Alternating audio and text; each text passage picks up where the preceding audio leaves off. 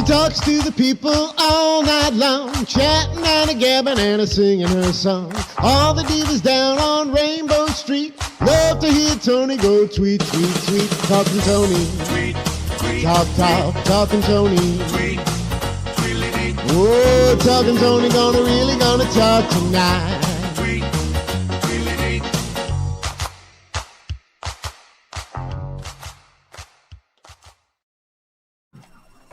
Hello, everyone. Welcome to another episode of Talking Toni. I'm Toni Holmperm, the singing diva of Long Island. And this is my show, Talking Toni, on Strong Island TV, on the Strong Island Entertainment Network. We're going live on Facebook and streaming on YouTube. And this is where I get to talk to some of the many, many, many fabulous people all over, even outer space. Look where we are. We're on the bridge of the Enterprise. Joining me today is Jessie Gender, YouTube content creator, and is it fair to say trans activist? Oh yeah, I guess so. Yeah, I always am like, am I doing enough to be called an activist? But I hope I try and do enough. You know. Well, you know, I do know quite a few people that are activists, and in my book, Jessie, you are an activist. Well, thank you very much. So that's all that counts. So for anyone who doesn't know, Jessie, you are a YouTube creator. You also have your own Patreon channel. You do a lot of reviews of sci-fi, primarily Star Trek. Hence our outfits today. Yes. And you also talk about your experiences as a transgender woman. And I only came across your YouTube channel not too long ago. I don't remember, one of your thumbnails popped up on my feed. The almighty algorithm shined upon you. Praise the algorithm. All hail the algorithm. The artificial intelligence. Wait, I don't remember. Do we like artificial intelligence or not? I don't know. Depends on the day. Depends on the episode, right? Exactly. Is the computer trying to destroy us today or not? I mean, it depends on the episode. But I saw your thumbnail and I was like, oh, she seems very interesting. And I started watching some of your videos and I was just like, wow, the things that you have to say, your reviews, your content, your opinions, so thoughtful, so insightful. And I was just like, wow, I need to get her on my show. I have to get her on my show because finally I can dress up as, like, you know, one of my favorite characters. You know, my homage to Yeoman Rand. It's spot on. We were talking before we went live, and I was just praising your outfit. It's phenomenal. And thank you for all your kind words, by the way. They're, you know, all truth. It is all truth. So. Before I get into anything, Jessie, we have to take a very serious turn. There is something very, very serious that I must ask you about. What the heck happened to Ensign Tilly's mole? I mean, on Discovery, it was there season 1, season 2. We come back and the mole is gone, and there is no explanation. What happened? I honestly don't know. I legitimately was saddened by that. I do actually specifically remember that because I was like, I loved that they cast an actress who like had a mole that wasn't like perfectly conventionally beautiful, and I was just sad that went away. I agree with you 100% because I was like, oh, they've kind of like, you know, she's not a size 0. She's a little quirky, not, you know, totally, you know, perfect, very, you know, it just seemed like a very human character. And then when they came back and like it was so obvious that she must have, you know, had the mole removed, I was like, oh, why did she have the mole removed? I was like, I don't know. It just seemed like, oh, she's going Hollywood. Yeah, I mean, I get it. I mean, as soon as I've started doing more YouTube videos and I have to like sit and edit my face all the time, oh, God. As I'm sure you experience this too, where you're just like looking at yourself like, oh God. Yeah. Oh no. So I get the vanity. Like I always insulted the vanity, but now I'm just like, no, I 100% understand it now. When you're staring at when your job is to be stared at, and you stare at yourself a lot, I get it. But it did make me Yeah. sad because Tilly is just so like it was so wonderful to just see a character who was just like quirky and weird, and like you said, like and definitely not a size zero. She was definitely like an unconventional shape for what we would think of like the Hollywood cast, and I really enjoyed that. Exactly. So I had to just throw that in just because I was like, it's a great point though. It's funny, but it's a good point. I was like, no, I haven't seen anybody really discuss it, and I was like, you know, I was like, where did the mold go? Was it lost in a transporter accident? We don't know. There were, even in Star Trek, there are some things man was not meant to know. That, you know, it might be one of them. I'm imagining that one day just to like, it's like, where'd my transports back to the ship? Where'd my mole go? It's fine. Don't worry about it. I'm just learning. First day on the transporter. It's okay. I tell you, there's a few pounds I could stand to lose in a transporter accident, especially with the just pandemic. leave a few atoms in the buffer. You know, you don't need to bring them back. I was like, put me in the transporter room and like, you know, could you just like, you know, just shave a little bit off there? That's all, you know. But I digress. Now, Jessie, let me ask you. Where did your love of sci-fi, you know, not specifically Star Trek, but because you're a fan of a lot of different sci-fi, not just giant Star Trek, nerd but, is what you're trying to say. Yeah, same girl, same. You know, no, I can't throw shade about that. I say that with absolute pride. So good. Yeah, you know, it is good. It is good to be a geek. But where did your love for it come from? Well, it came from, I mean, if I didn't have this shirt on, you'd see I have a Lord of the Rings tattoo on this arm. Mm-hmm. And that's because my dad, when I was a little kid, like 7 or 8, my dad would come into my room and he would read The Hobbit to me. Like he would read one chapter a night and he'd have this cover with this creepy picture of Gollum, like artwork of Gollum that just traumatized me anytime I try to sleep and think about it. But he would just read that to me every night, and then from there I sort of like discovered my own sort of into science fiction. It was really my dad in a lot of ways. Like even Star Trek came from him in that he like introduced it to me one day through a Star Trek Nemesis audiobook. We were like in the car and he started playing an audiobook. I'm like, oh, this is really, really cool. And then I found my way to Star Trek, and then just like fell in love with how fantasy and science fiction just is. I mean, what I personally fell in love with Star Trek and a lot of science fiction fantasy is that it's it's basically parables and like teaching us lessons and teaching us how to be better people through these like sort of like distant, weird, crazy, strange worlds. Mm-hmm. And that's basically where my love of all science fiction came from, was that it was just a way to teach lessons about humanity and ourselves in a way that was, to my mind, kind of cool and weird, and you get to have weird cat people sometimes. So why not? I know for myself, as when I was young, and knowing from a very early age that I was different. Yeah. I knew I was different from a very young age, and even at the very youngest, didn't know what it was. But eventually I found out, and then it's like, oh, that's what I am. And then you're like, oh, that's what I am. I can't let anybody know. And, you know, but sci-fi and, you know, especially Star Trek, and my favorite character on the original series was Spock. And I think that's because Spock was different. He was, you know, like them, but not like them, you know, and there were things that made him, you know, special and different. And I think that's why I identify, you know, knowing from a very young age that I was gay, I think that's why I identified so much with Spock. Yeah, I mean, that's the special thing about Spock as a character when he first appeared on TV, because unlike a lot of science fiction at the time, where it was either like very campy or very weird, this was hard science fiction.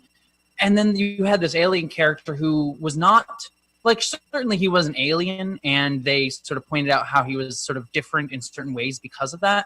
But there was never a point of pushing him out of the crew because of that. Like, he was just as much a member of the crew as anyone else on that ship was, despite being an alien. And so it was just this clear acceptance of his character and who he is, that just made you feel really welcomed on that show. And that's what a lot of science fiction does in general. But also he himself had his own internal struggle. So it wasn't like he was completely divorced from that sort of internal struggle that a lot of people in the queer community and a lot of minority groups have, like that sort of like, do I come out? Which side of my shelf do I show? What am I more comfortable with showing around these people who maybe don't understand? For me, since my favorite Star Trek show is Deep Space Nine, and Star Trek always has those type of like slightly outsider characters. My character was Jessie Dax, who was the Trill character, who is long story short, because that alien race gets complicated, but basically they have previous lives. The Trill. Yep, exactly. and her past life was a man, and there was a character on the show who remembered her as a guy, and so there's all this sort of gender stuff wrapped up in that character that I was like, I get that. I don't want anyone to know right now, but I get that very hard as a little kid.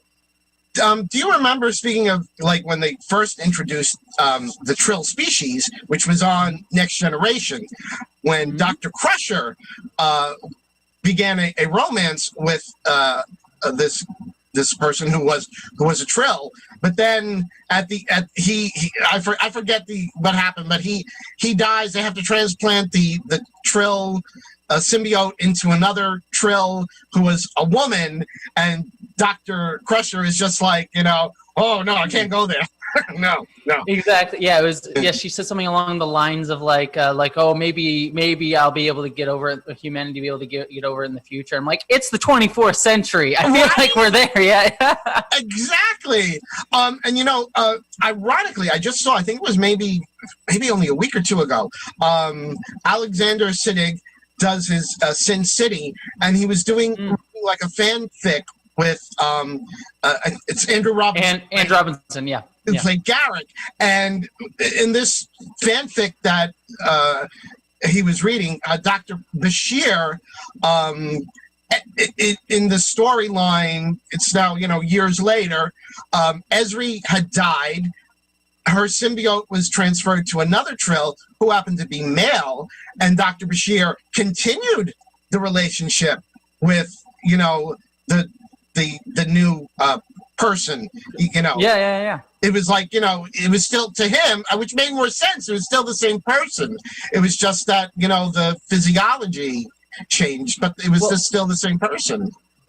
And even in the show, if you watch the actual show, you could definitely tell, like, Andrew Robinson, who played Garrick, like, he played the character as bisexual on the show. And I could totally, and I think Siddig actually mentioned that he thought Bashir was bisexual as well. And it was just one of those, like, you can clearly tell that's the intention, and everyone knows it, but because of certain executive producers on Star Trek at the time, specific ones, they weren't allowed to express that as explicitly as they really wish they could have. And you can even see it, like, this is the level of nerd that I am.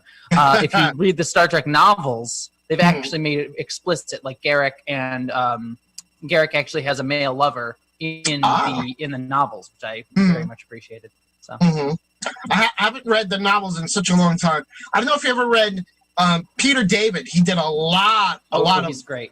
Novels. I mean, I was like hooked on his for the longest time. It's like every time one came out, I was hooked on them. I was reading them, but unfortunately, my reading has like dropped off dramatically. What can I say? No one has time for reading anymore. We're all I wish I did. Existentially worried.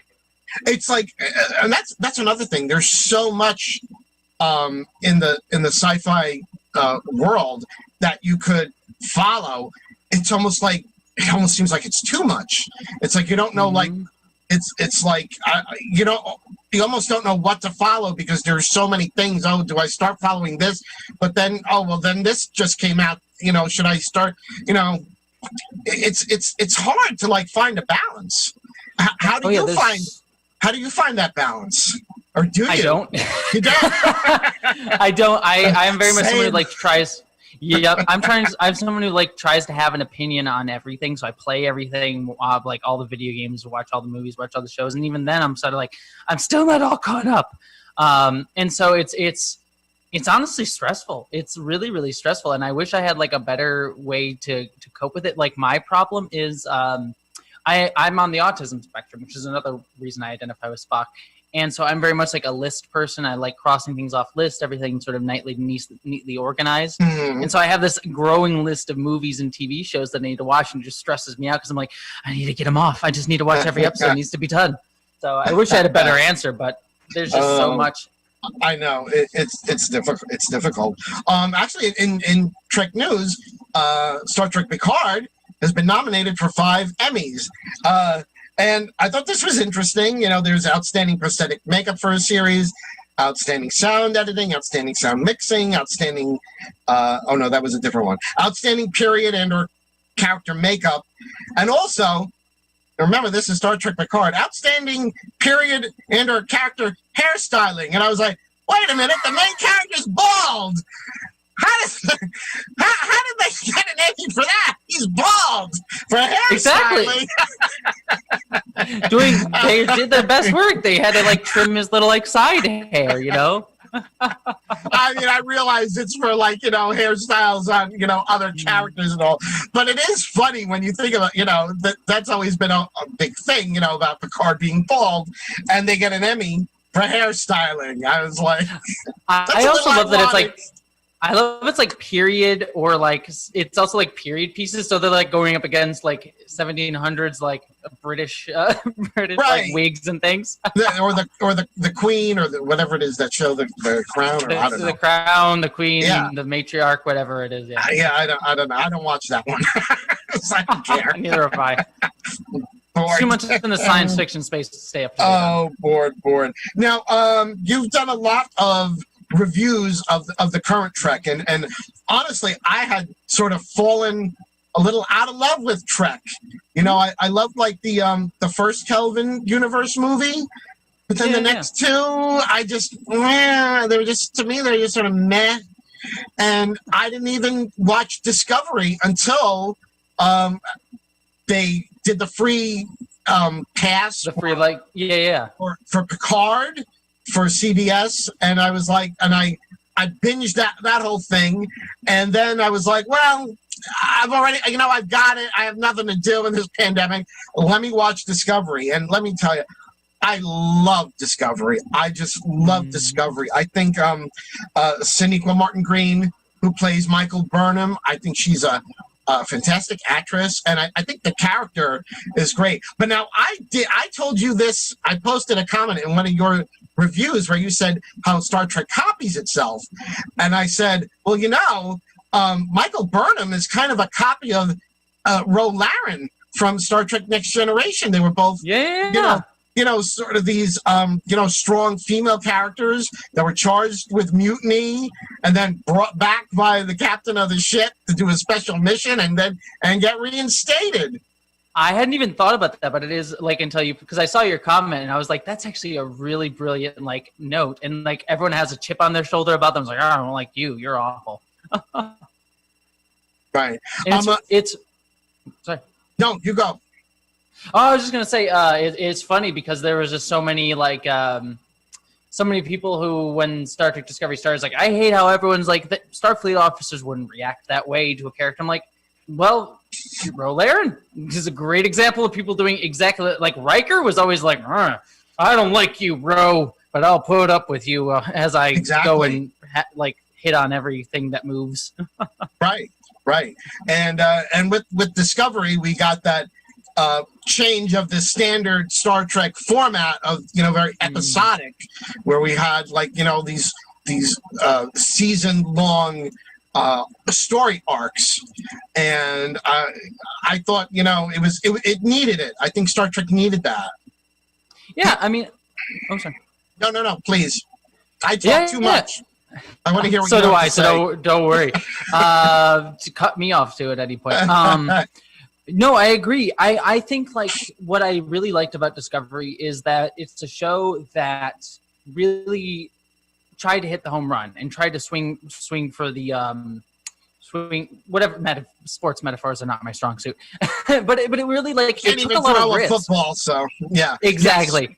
Yes. But yeah, it tried to do a lot of really interesting and intriguing things and do things new with Star Trek. And I'll say, like, not all of them 100% worked. Like, there are some flaws with the show, but I appreciated that, like, the writers of Trek and the people behind Trek right now are, like, really trying to do weird things. I mean, like, next week we're getting our, like, first animated comedy Star Trek show in years, which I think is that's just really fun to see that Star Trek is really trying to, do that boldly going thing that they always talk so much about as a franchise, as opposed to like what it ended up being as much as I love Voyager and Enterprise. I'm even, I'll stand Enterprise all day long, even though a lot of people that always go to bat for it. But the problem with the show at those points were that it just was sort of lather, rinsing, repeating itself after like, doing the thing for 40 years at that point. It's like, you got to do something new. And that's why Deep Space Nine was so refreshing. And it's why I think Discovery and Picard are so refreshing in that,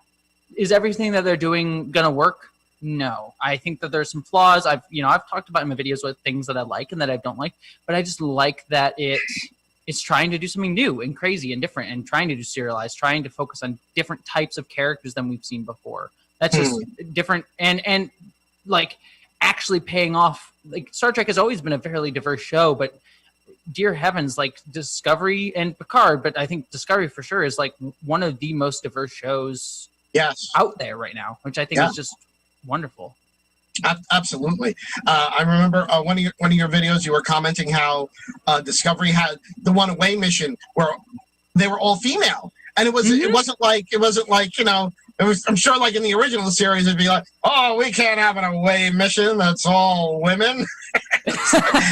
Like, yeah, it would have been a big deal. Made us like, oh, we women can we can do it, Captain. We trust us. But in Discovery, it was just like, oh yeah, no, all three. They're just gonna go over. No big deal made of it. It's just the three characters, all women. Exactly. I mean, it was great. And I'll tell you one thing about Picard I didn't like, and you spotted it from the get-go that they were going to turn Picard. And I'm sorry if I spoil this for anyone, but the season's over. Okay, Picard is now a synth. Not up.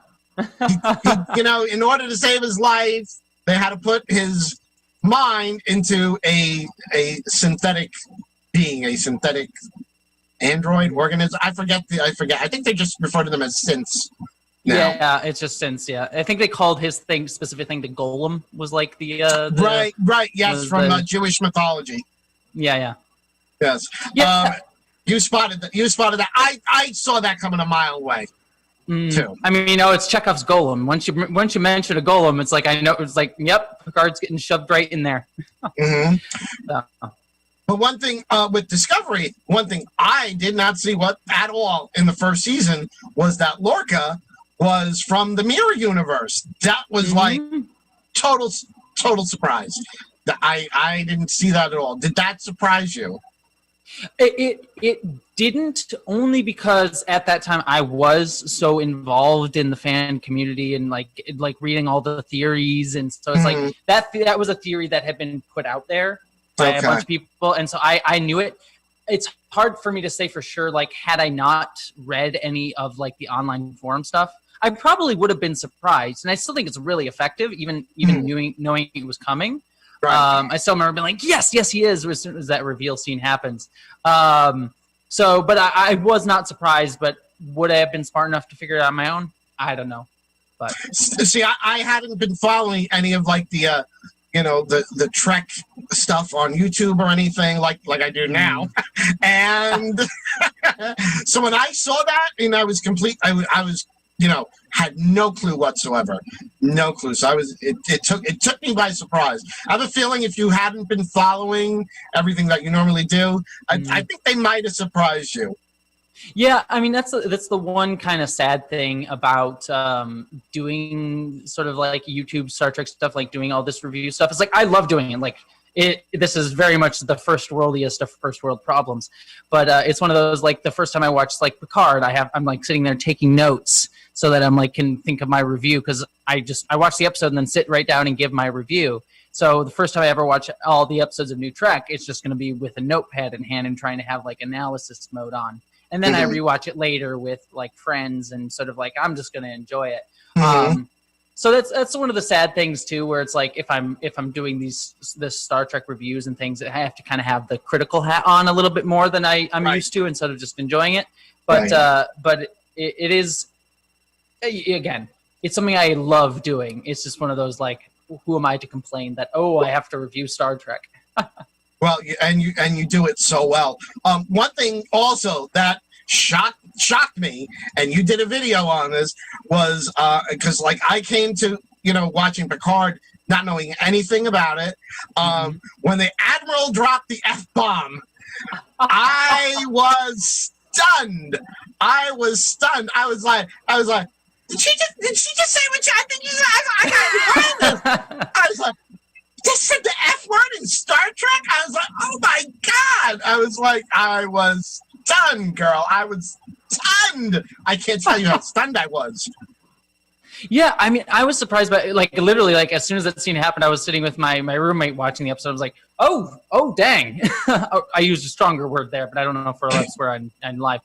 Yeah, no, I was pretty shocking, and I actually I understand to a degree some people's pushback on it with like, oh, this is a show I want to watch with my family, and I can't really watch Picard with my family. But I also understand like the number one, the story impetus for it, because I feel like every time they've used the F-bomb, it's been with purpose. Like in that scene particularly was like very much trying to show like how full of himself Picard was, and using a word like that made you like go, oh crap, like she has a point and she's saying it strongly.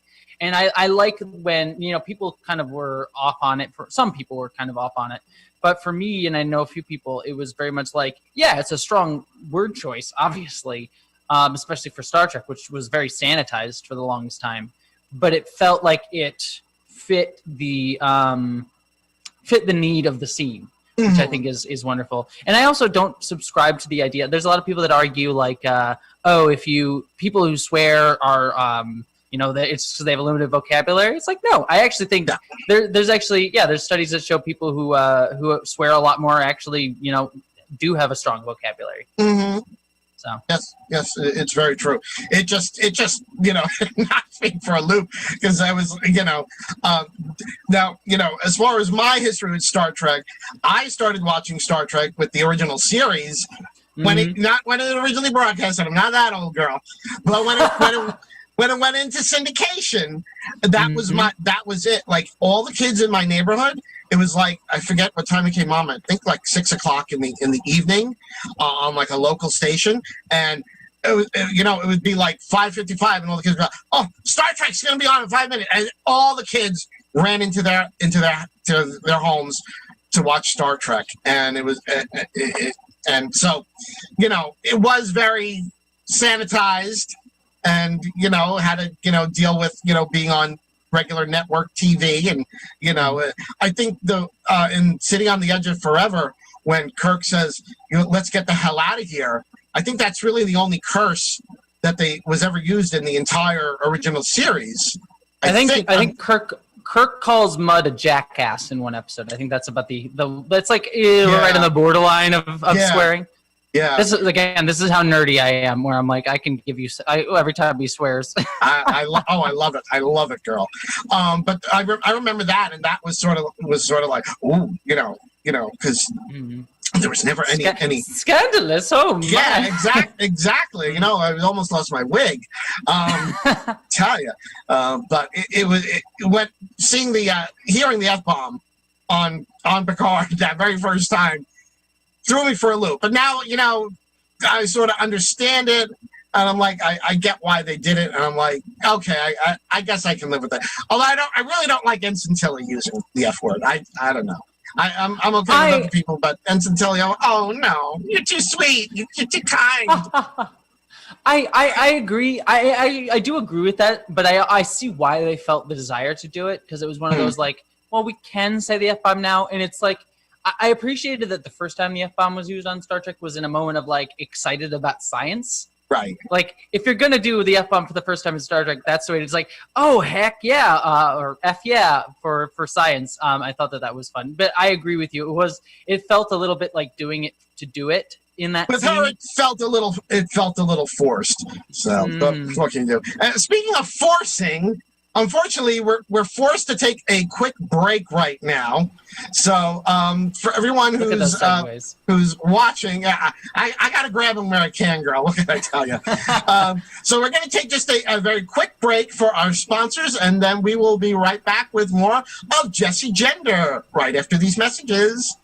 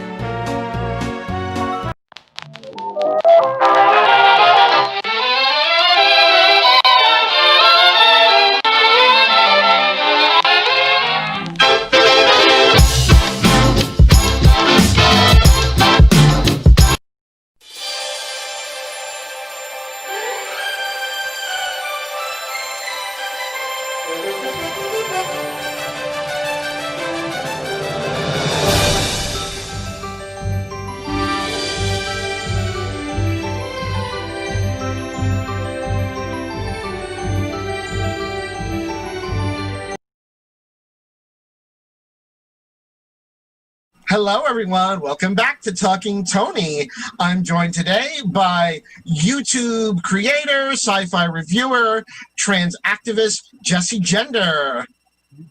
Hey. Thank you for sticking around, Jessie. I see you didn't have to beam out to it. Yeah, no, there was no rock creatures that needed beating up or anything like that. I feel terrible. I didn't offer you any Romulan ale, or I could have offered you some Tranya. I hope you relish it as much as I. Of course. Wonderful. Absolutely wonderful. I'm always been a Ractogeno kind of girl, so. There you go.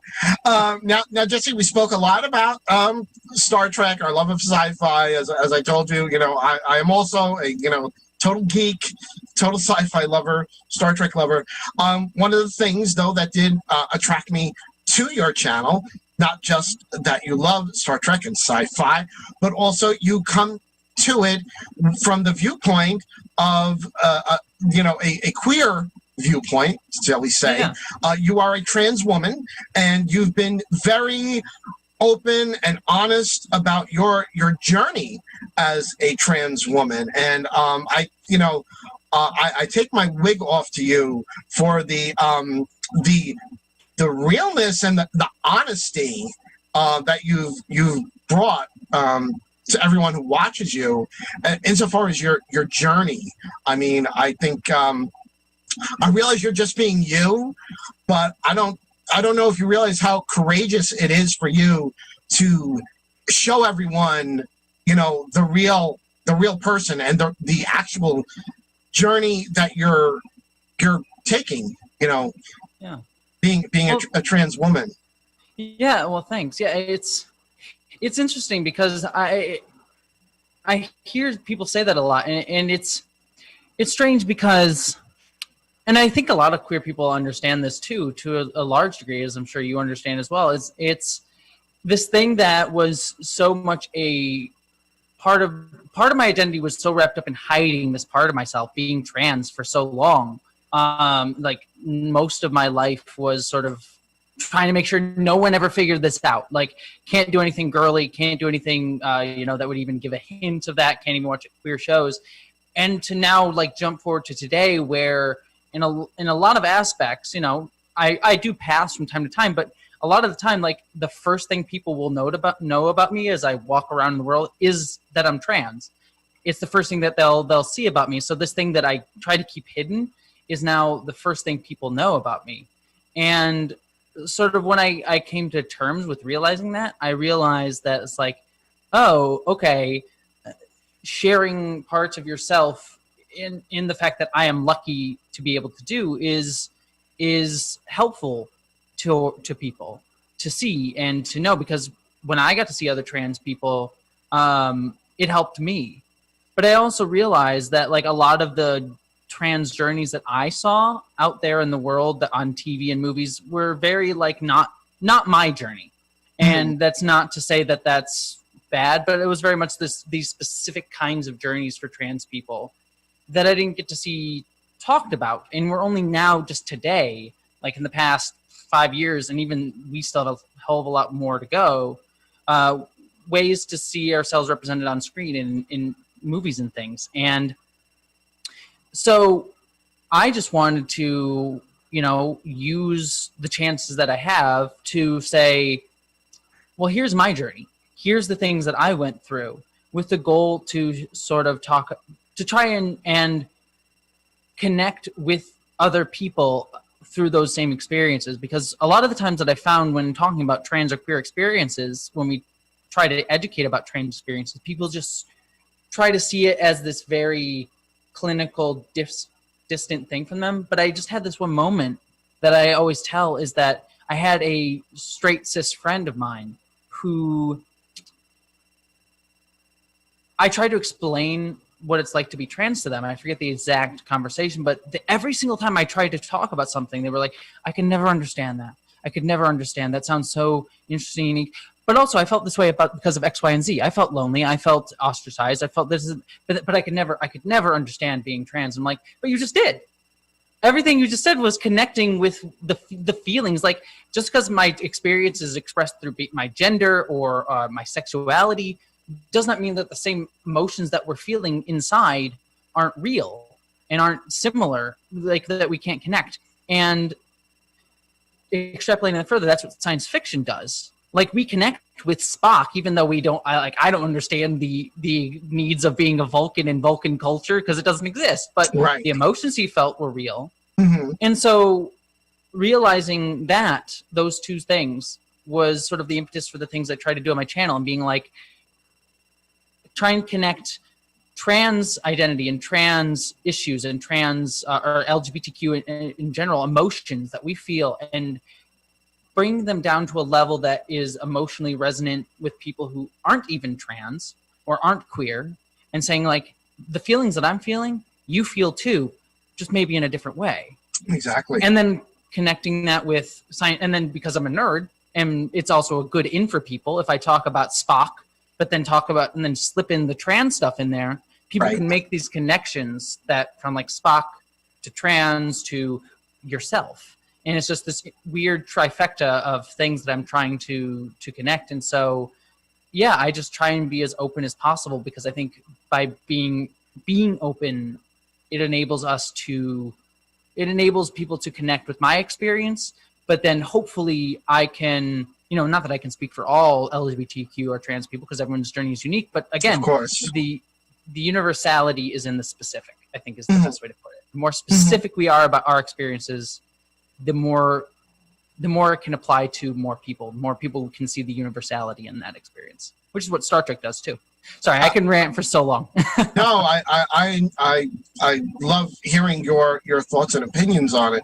And honestly, I feel, there's probably some young sci-fi geek who, they feel that they're trans, maybe, they're afraid to, come out about it or something, and they see you, being a out and proud trans woman, loving, sci-fi and Star Trek, and I feel like you can give that person a lot of hope to say like, oh, I'm like that too. I'm not alone. So and look at her.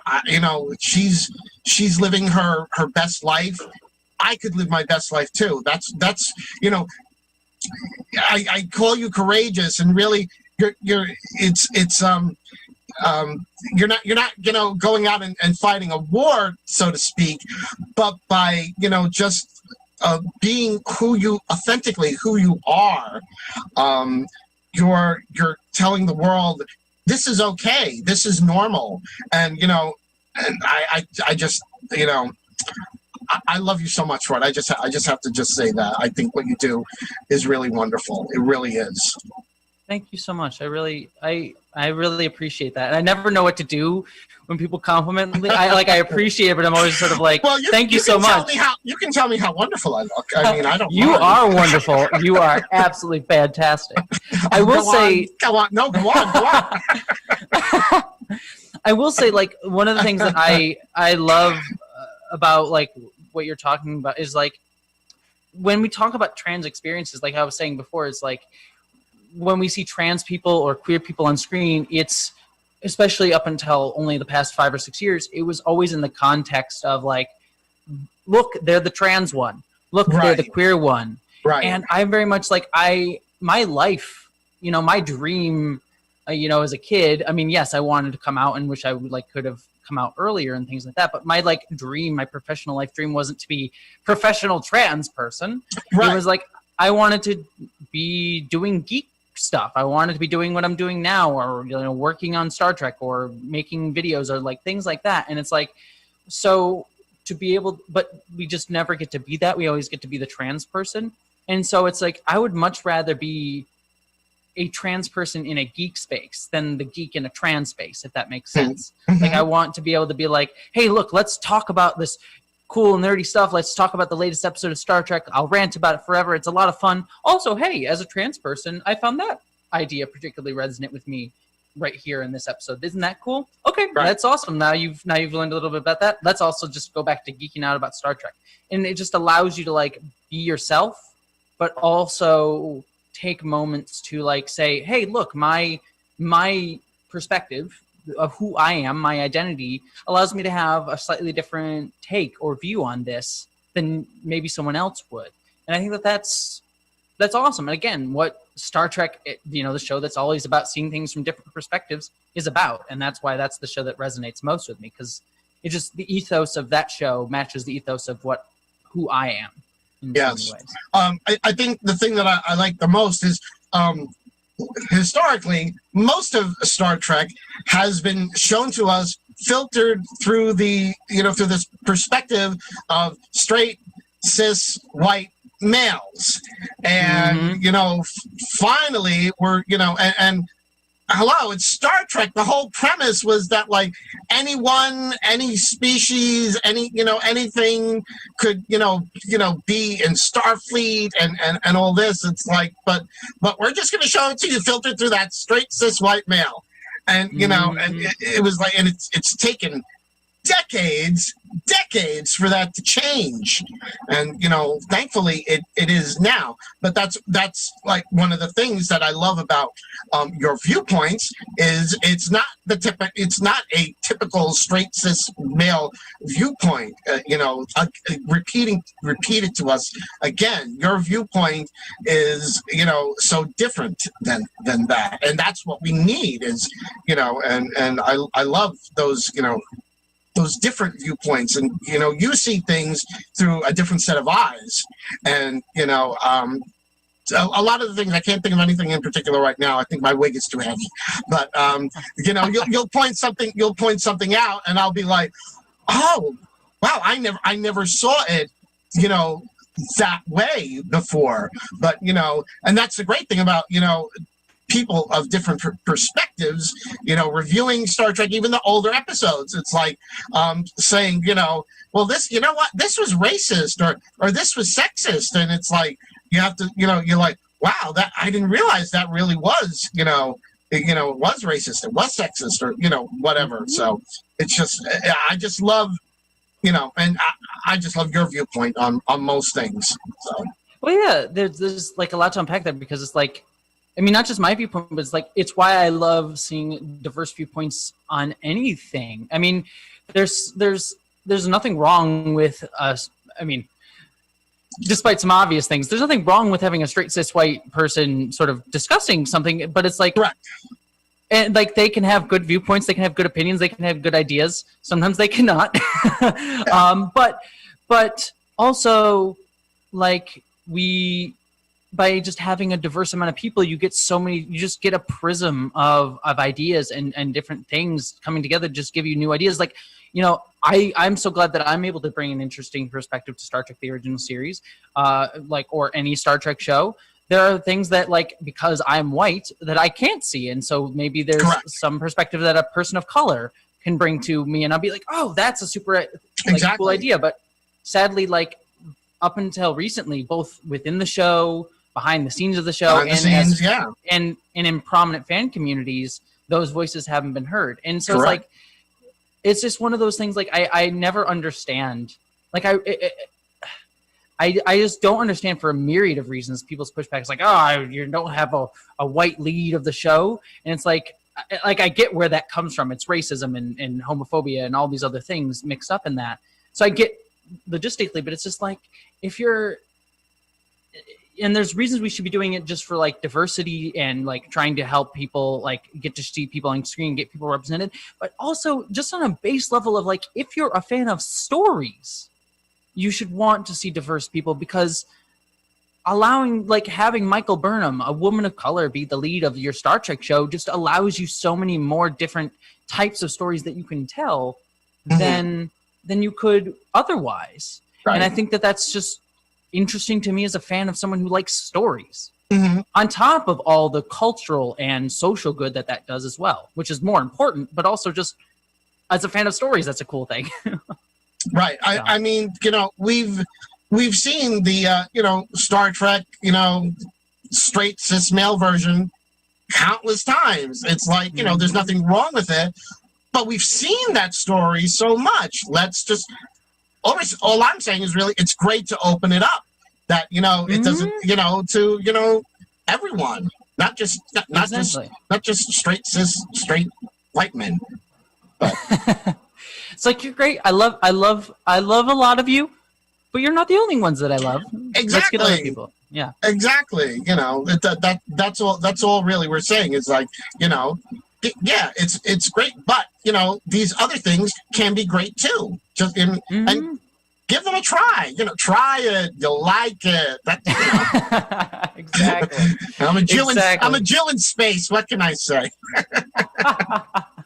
But yeah, no, it's just. Oh, yeah. Now, another thing that you've spoken about, it's way back. Oh, I know what I wanted to ask you. Originally, when you were doing YouTube, you were Lost Trekkie.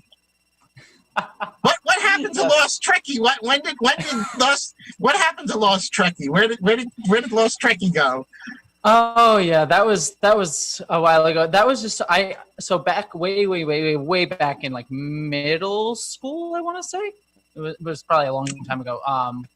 But I was a huge fan of Lost and Star Trek, so the TV show Lost. So I was like, oh, I'm clever. I'll mash them together. So that's where that name came from. I was also Dr. Trekkie in some spaces, because Doctor Who and Star Trek. But, you know, Larry Nemechek is known as Dr. Trek, so I couldn't save that one anymore. He's a big prominent Trekkie as well. Anyways,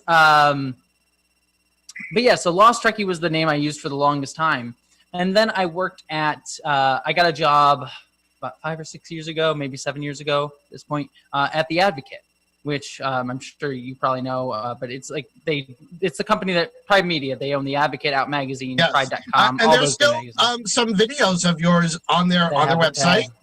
Yep. And so I worked there for about two and a half years doing videos for them. And I kind of found my voice working for them, like learning how to talk about trans issues, like realizing that I really loved teaching and educating about trans issues. Like my parents, my mom's a teacher, my grandmother's a teacher, my grandfather's a teacher. I almost became a teacher when I was going to college. I just decided to go into video.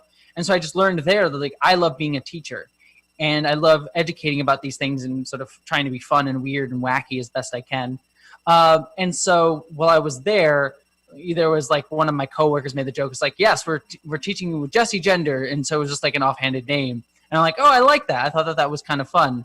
And so I kind of grabbed it for myself and just sort of rebranded everything as Jessie gender because I thought that was much more of a more representative of who I am now. It's a much more catchy title than Lost Trekkie, and so I just sort of got rid of Lost Trekkie. So okay, I'm just curious. It was just one of those things when I, like I said, when I'm doing my research, I'm like a white girl on Facebook. I gotta check, all your posts, all your history, and I was like, she was Lost Trekkie, and then Lost Trekkie disappeared. I was like, what happened to Lost Trekkie? Where did she go? I learned how better to market myself, I guess. It's a cynical way to put it. As one of my good drag queen friends told me, when you have a brand, you stick with it, girl. Know your brand and stick with it. Also, you talked in some of your older videos about your desire to be a writer and director. I mean, do you still have those desires to do that? Oh yeah, I definitely do. I mean, I'm trying to figure out what we're all trying to figure out what our life plan is right now. With I know. Yeah, but I found that I started doing YouTube more full time to kind of give myself more of a chance to explore my voice and what I wanted to say and what I wanted to do with being a creator. And so doing this stuff, I'm glad that it's taken off, and I'm glad that I'm getting noticed and the videos are doing well and they're actually resonating with people, and that I'm actually able to say something meaningful. And so all of this is just, but for me, what my takeaway, besides the most important thing, which is trying to do the most good for the most people, and trying to teach and educate about the community. But on a personal level, it's been really helpful to see oh, this is what I have to say. This is what I like to create. These are the skills that I have, and the skills that I don't have, I'm learning to build and grow and extend. And so my hope is in the future, I'm trying right now. I have a few ideas and things that I want to start writing more fiction. I do desire to try to write some audio dramas, write some actual stories. And then also on the side too, I've been trying to get off the ground. I'm not going to announce it yet, but I do have some short film ideas that I want to actually direct, that I've written, and I'm trying to get funding for and everything. So they are things that I do want to do. I just have current life stuff, as we all do, just figuring out how to pay the bills and figuring out how to do certain things. But the hope is once I'm able to find a better way to where I'm settling down, and once things the state of the world gets a little less crazy, that those are projects that I'm going to be able to focus on, because doing the YouTube stuff has been very much about trying to build my own confidence in what I have to say and in my voice. So, well, I think you're doing a terrific job doing it. As I said before, I'm subscribed, girl. I always hit the like button. So well, good. Yes, and subscribe. The YouTube prayer is always subscribe, always. And yeah, always. So would that be the ultimate fantasy to direct a science fiction type of film? Mm-hmm. Yeah, that would be the ultimate dream. I have a few bucket list sort of things, and one of them is to direct a movie. The other thing is another one on it is contribute to Star Trek in some way. Which is, it doesn't have to be anything. I mean, I would love to write an episode, direct an episode. If I got to do those things, that'd be fantastic. But I'll settle for being a red shirt who dies in one episode. If I get to go, oh no, Captain Kirk, save me, and then I get kicked the bucket, I'll be very happy. But yeah, to ultimately to direct a film, is sort of the hope and dream that I hope to go through. And like I said, I have a few ideas and things that I want to try and get off the ground. So, well, I'm sure you will. I'm sure you will. So we don't have too much time left, but I want to end this with some fun things. All right, favorite Star Trek captain of all time.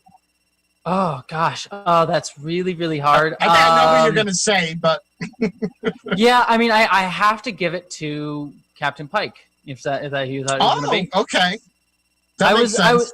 It's a debate between him and actually probably even Picard, but I think Cisco's up there too. I could go all day, I but thought you were think going to say Cisco. yeah, Cisco's definitely up there because I like his more direct style and like just being like I'm gonna get the right things done. But I kind of like if I had to pick anyone, I definitely think it would be Pike, just because I think the representation of Pike on Discovery is just phenomenal. He's a captain who stands for all the virtues of Star Trek, and he doesn't carry at least. I'm sure there'll be problems that people will be able to critique in years to come, but he doesn't seem to carry a lot of the baggage that old captains would have. Like, Kirk was always sort of the womanizer, whereas like Pike is very much like he is someone who never feels like he's very much in charge. He's very much the captain, but he never feels threatened by letting other people have their voices and letting other people disagree with him and have dissenting opinions. Which I think is a great thing for a leader, especially in Star Trek, to just be someone who is able to realize when they're wrong. And that's a value that I think a lot of other leaders, especially today, could probably learn from. Just knowing when to admit, like, hey, I'm wrong, and that's okay. We move forward. Very true. Favorite second in command? Ooh, okay, that one 100%.